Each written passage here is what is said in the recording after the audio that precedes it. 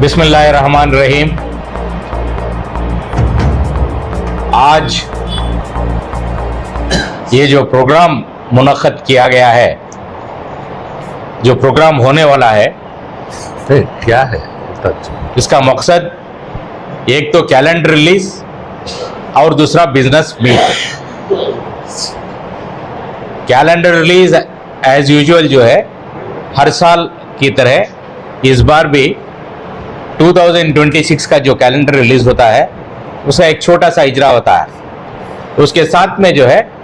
एक business meet, मतलब जो क्रीम ऑफ द सोसाइटीज,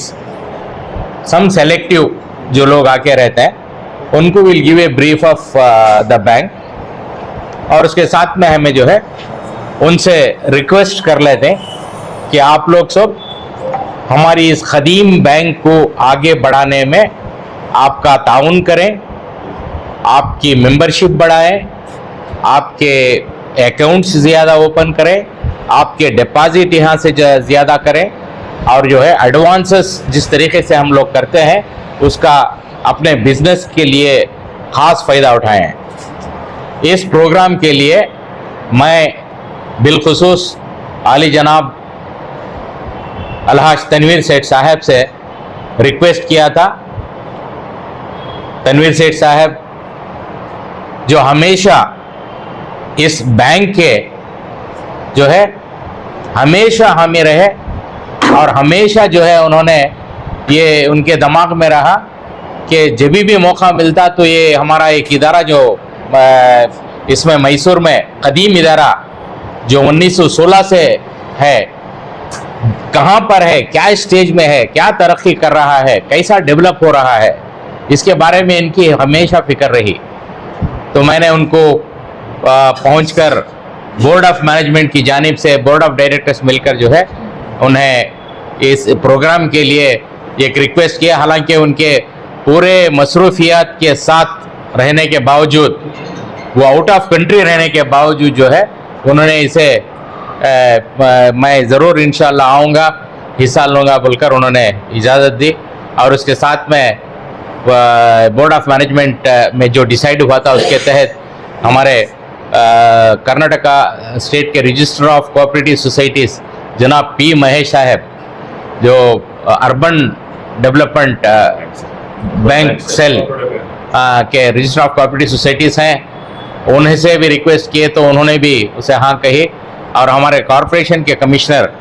जनाब तनवीर शेख साहब, उनसे मुलाकात किए थे। वो आने वाले थे लेकिन उन्हें कोई वीडियो कॉल के कॉन्फ्रेंस होने की वजह से मैं आ नहीं सकता बोल के माजरा चाहे, हो सकता है अगर टाइम मिला तो 1-5 मिनट आकर जाता हूँ बोलकर, but he send is best wishes उसके वास्ते में। मैं आपको बताना चाह रहा हूँ कि ये बैंक जो है 1916 में कायम हुई है और 1916 से 1980 पर 6 तक का जो है एक सोसाइटी की शक्ल में काम की है। और 1980 पर 7 में रिजर्व बैंक ऑफ इंडिया के परमिशन के साथ में इसे बैंक कन्वर्ट होकर है ये 110 साल पूरे हो चुके हैं। और आज हमारी बैंक में तकरीबन 28,000 अकाउंट एसबी और दूसरे करंट अकाउंट्स, डिपॉजिटर सब मिलाकर जो है 28,000 अकाउंट्स ओपन है और तकरीबन 5,500 शेयर होल्डर्स हैं। 12 डायरेक्टर्स हर 5 साल के लिए इलेक्ट होते हुए जाते हैं। तो इसी तरह अभी लास्ट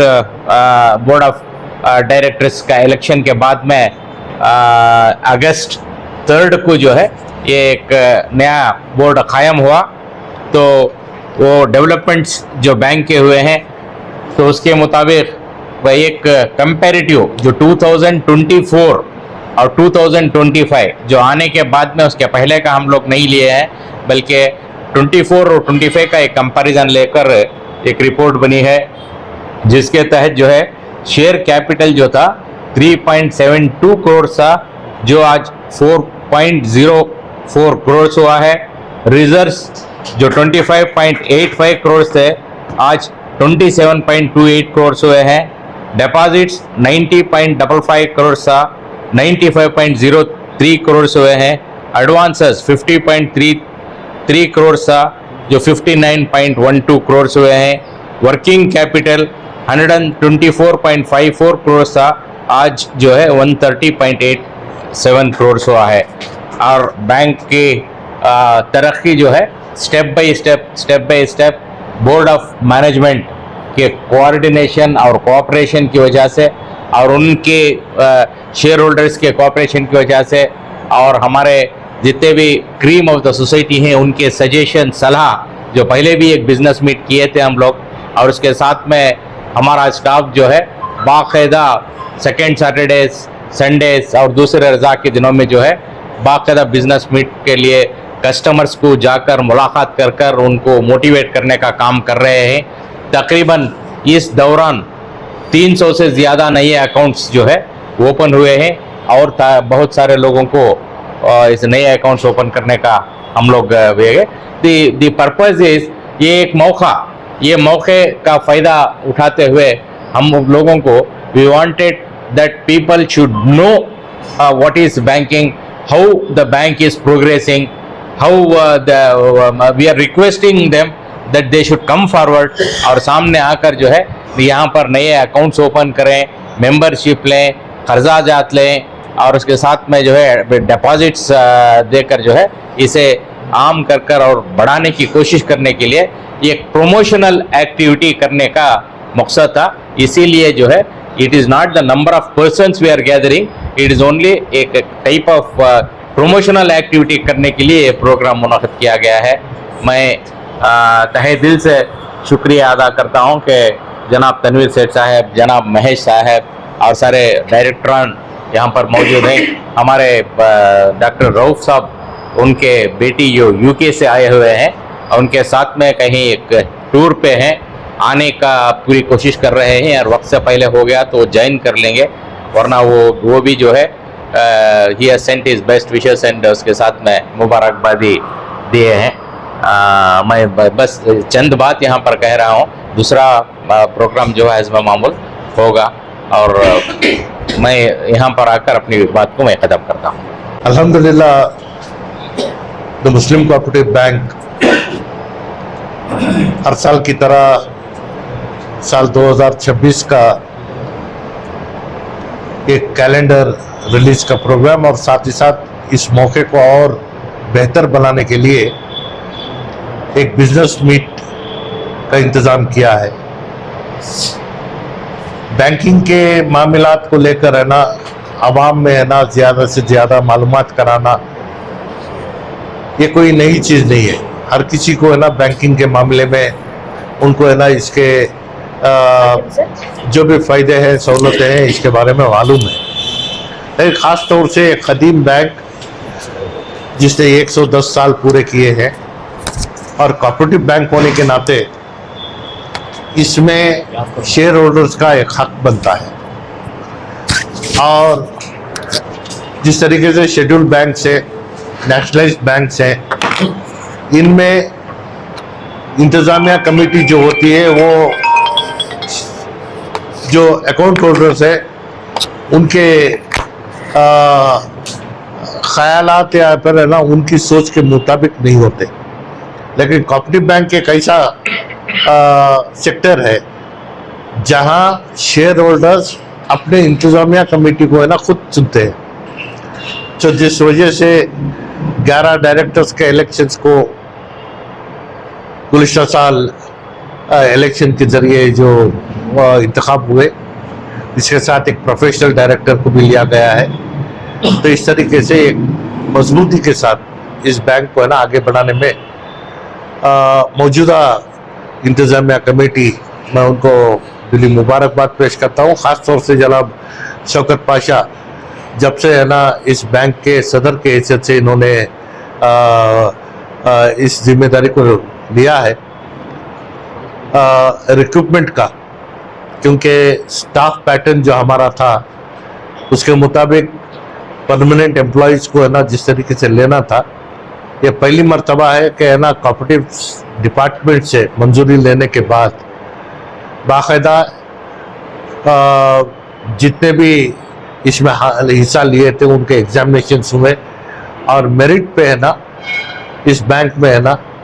8 नए मुलाजिम को है ना लिया गया है। सीईओ का भी इंतखाब हुआ है और साथ ही साथ आने वाले दिनों में इसे और बेहतर करने का भी मंसूबा इन्होंने उनके साथ रखा है। और ख़ास तौर से कोऑपरेटिव बैंक आज रिजर्व बैंक ऑफ इंडिया के डायरेक्शंस पे चलना चाहिए। ताजे ये बात भी है ना हमें इस बात की तसल्ली है कि 110 साल पुराना बैंक, इससे पहले जो कुछ भी यहाँ चला है आवाम को जवाब भी देना पड़ता है। तो आज पहली मर्तबा रिजर्व बैंक ऑफ इंडिया के ऑडिट टीम यहाँ की ऑडिट की है और यहाँ के है ना हर चीज़ से है ना उन्होंने शनाख्त कर जिस जगह में भी कमोपेशी है या फिर किस तरीके से और ताकत के साथ काम करना है इसके अहम मशवरे उन्होंने बैंक को दिया है। और साथ ही साथ मौजूदा जो इंतज़ामिया कमेटी है इनकी एक कोशिश है कि इस बैंक को है ना और आला पैमाने पर है ना ले जाए। मौजूदा इनके 4 ब्रांचेस चल रहे हैं, तो इन 4 ब्रांचों में इनके है ना बिजनेस को और बढ़ाने के लिए ख़ास तौर से ये कोई छुपी हुई बात नहीं है, हालांकि ये तिजारत है, मगर तिजारत होने के बावजूद गोल्ड लोन जिस तरीके से लोगों को है ना आए दिन बाहर जिस तरीके से धोखे हो रहे हैं और ख़ास तौर से जो यहाँ के शेयर होल्डर्स हैं उनसे मैं अपील करता हूँ कि ज़रूरत जब कभी भी बनती है तो किसी प्राइवेट बैंकर्स के पास ना जाएं। अपना खुद का इदारा है, यहाँ पे लेंडिंग रेट्स भी कम है, आपकी सहूलत के लिए हर तरीके का एक निज़ाम यहाँ पे है ना मुकर्रर किया है। तो लोन लेना या लोन लेने की दावत देना यह हमारा काम नहीं है, लेकिन इंसान कब उनके सामने क्या चीज़ की ज़रूरत पड़ती है हमें मालूम नहीं है। तो इसके साथ साथ बहुत सारे लोगों को इस बात की भी दिक्कत थी कि बैंकिंग आवर्स के बाद है ना ट्रांजैक्शन करना मुश्किल था। तो मौजूदा इंतजामिया कमेटी आने के बाद एटीएम कार्ड्स भी निकाले, तो उसका भी अच्छे से अच्छा एक तासुरात हमारे सामने आ रहे हैं। तो इंशाल्लाह इसे टोटल डिजिटल बैंकिंग का एक निज़ाम लाने के लिए कोशिश चल रही है। तो हो सकता है कि यह मौजूदा टीम इसे और बेहतर तरीके से अपने शेयर होल्डर्स को ज़्यादा से ज़्यादा सहूलत फराहम करने के लिए, क्योंकि जितने अखराजात यहाँ पे ये उठाएंगे ये डिविडेंड्स में कट होगा, तो इसका भी खास ख्याल रखते हुए, क्योंकि कौन से बैंकिंग सेक्टर में 10-12% से ज़्यादा कहीं भी है ना डिविडेंड नहीं दिया गया है, लेकिन मुस्लिम कोऑपरेटिव बैंक गुज़िश्ता साल 22% दी थी, इस साल 15% दी है। तो हर साल है ना जहां अपने तमाम अखराजात को निकालकर जो फ़ायदा हुआ है इसे है ना शेयर होल्डर्स में तकसीम करने का काम भी है ना बाकायदा ईमानदारी से करता आया है। तो उम्मीद है कि हमारे लिए मुहर्रम नया साल है, लेकिन तिजारती एतबार से, दुनियाई एतबार से पहली जनवरी जो है नया साल है। फाइनेंशियल ईयर के लिए 1 अप्रैल पहला दिन आता है। तो इस वजह से मैं बैंक के तमाम अराकीन और जितने इसके साथ जुड़कर काम कर रहे हैं उन तमाम को मुबारकबाद देता हूँ, और अल्लाह से ये उम्मीद है कि तिजारती मामलात में बैंक भी ईमानदारी से काम करेगी और शेयर होल्डर्स भी जो अपने सहूलत के लिए बैंक का इस्तेमाल करते हैं वो भी है ना ईमानदारी के साथ बैंक के साथ जुड़कर रहें। मैं मौजूदा तमाम का मैं दिली मुबारकबाद पेश करते हुए, और ख़ास तौर से जो बिज़नेस मीट किया है, बैंक की पहचान तिजारत करने वाले लोगों में आम करने के लिए, और ख़ास तौर से उनके ज़रिए नए शेयर होल्डर्स और नए अकाउंट होल्डर्स बनाने की जो कोशिश है, इसमें अल्लाह इनको भरपूर कामयाबी अता करे। सर, हमारा एक सवाल है, जब भी हम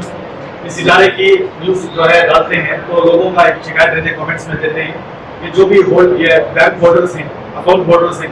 उनको जो है शेयर होल्डर नहीं बना रही या उनको वो मर्तबा नहीं दे रही, उनका हर बार आता है, इसका क्या?